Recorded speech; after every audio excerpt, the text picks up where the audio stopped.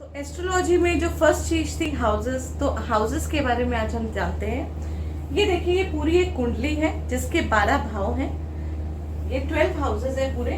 इन सब 12 हाउसेस में मैं यहाँ पे नंबर लिख रही हूँ, हाउस नंबर। इसको आप किसी भी तरीके से कंफ्यूज मत होइएगा। इसको आप ये मत सोचिएगा कि कोई राशि है।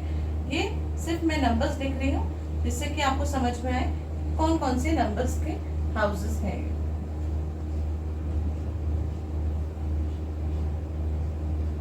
तो ये है हमारा फर्स्ट हाउस। तो सबसे पहले हम फर्स्ट हाउस को कैसे देखते हैं। फर्स्ट हाउस से होते हैं हम खुद,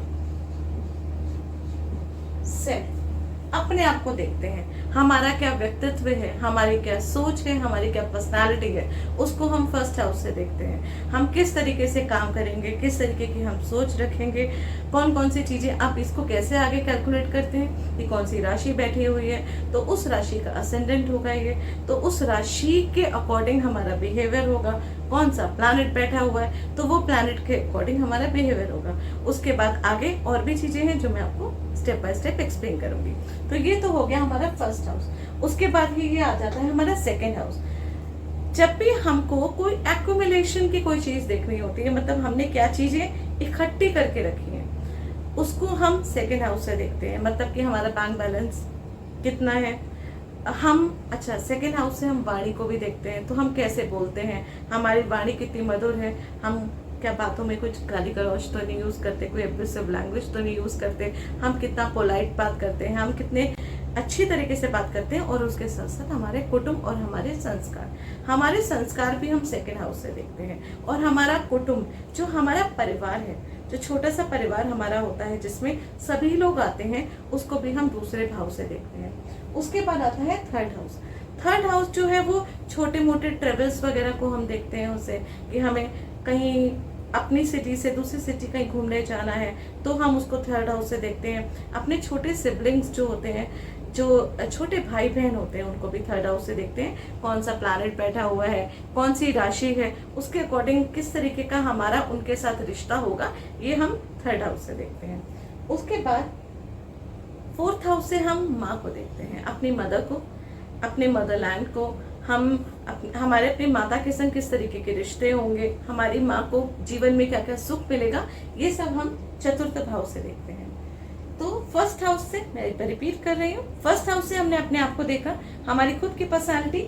सेकेंड हाउस से हमने अपने कुटुंब को देखा, या फिर हमारा बोलने का तरीका, या फिर हमारे पास जो मनी है, जो पैसा हम इकट्ठा करते हैं, उसको हम फर्स्ट हाउस से देखते हैं। थर्ड हाउस से हमने अपने छोटे भाई बहनों को देखा, छोटे मोटे जो ट्रेवल है उनको देखा।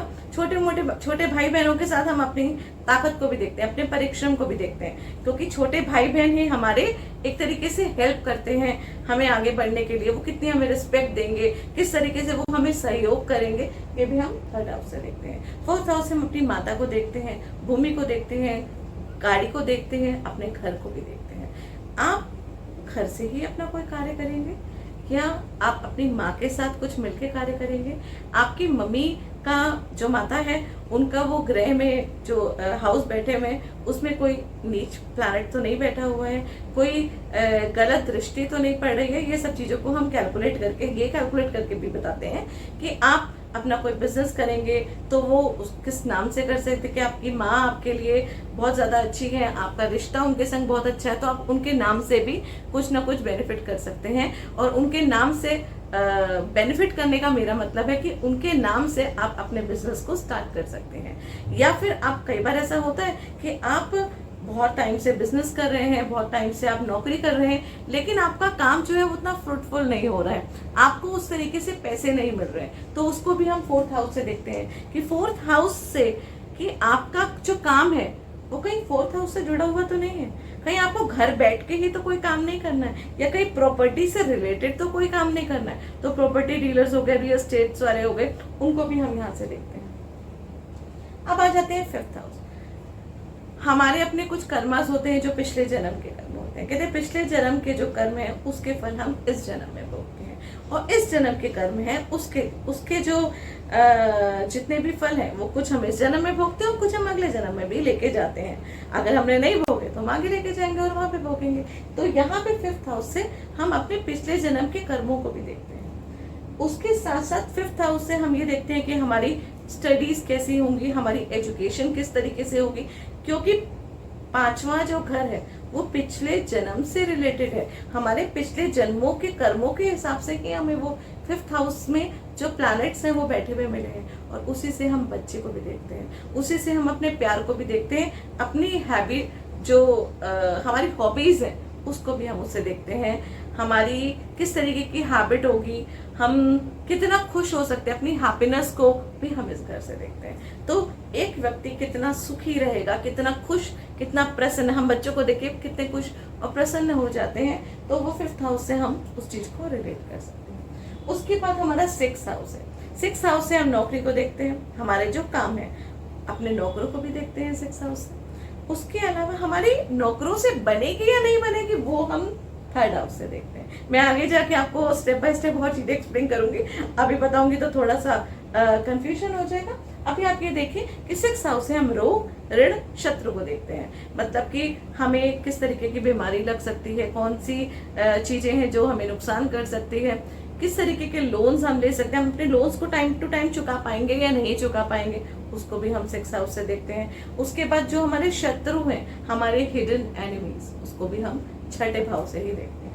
अब आ जाते हैं हम 7th हाउस। तो 7th हाउस जो होता है ये हमारा स्पाउस का होता है, मतलब हमारे बेटर हाफ का। ओपन एनिमी बेटर हाफ को बोलते हैं। इनफैक्ट जो हमारे बिजनेस पार्टनर्स हैं उनको भी हम 7th हाउस से ही देखते हैं। तो हम अपने स्पाउस को 7th हाउस से देखेंगे।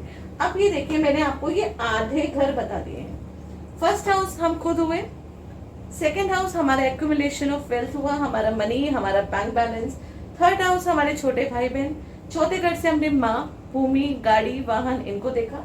5th हाउस से हम अपने बच्चों को, अपनी स्टडीज को, इनको देखते हैं। 6ठे भाव से 6th हाउस से हम रोग, ऋण, शत्रु को और क्या लोन चढ़ा हुआ है हमें उसको देखते हैं, और 7th हाउस से हम अपने स्पाउस को देखते हैं। अब हम अपनी कुंडली, अपने हस्बैंड या कोई अगर कोई व्यक्ति है तो उसकी वाइफ, उनको हम बेटर हाफ बोलते हैं। वो ऐसे करके बोलते हैं क्योंकि हमारा 7वां घर जो हमसे सामने है वो हमारी वाइफ या हमारे स्पाउस का होता है, और उसी तरीके से इसको हम रिवर्स कर देते हैं। अब आप इधर आ जाइए, यहाँ देखिए, हमने अपने से 2nd हाउस से क्या देखा, अपना एक्यूमुलेशन ऑफ वेल्थ। ऐसे ही वाइफ का जो बैंक बैलेंस है वो किससे देखेंगे, हम 8th हाउस से देखेंगे। भाई, वाइफ के या स्पाउस के जो छोटे भाई बहन है वो किससे देखेंगे, 9th हाउस से देखेंगे। और इसी तरीके से मदर इन लॉ, आपकी मदर इन लॉ को हम यहाँ देखेंगे क्योंकि वाइफ की माता यहाँ पे होंगी। उसके बाद इसी तरीके से यहाँ पे हम अपने 11th हाउस में हम अपने बड़े भाई बहनों को भी देखते हैं। 7th हाउस से हमने जैसे अपने स्पाउस को देखा, 8th हाउस से हम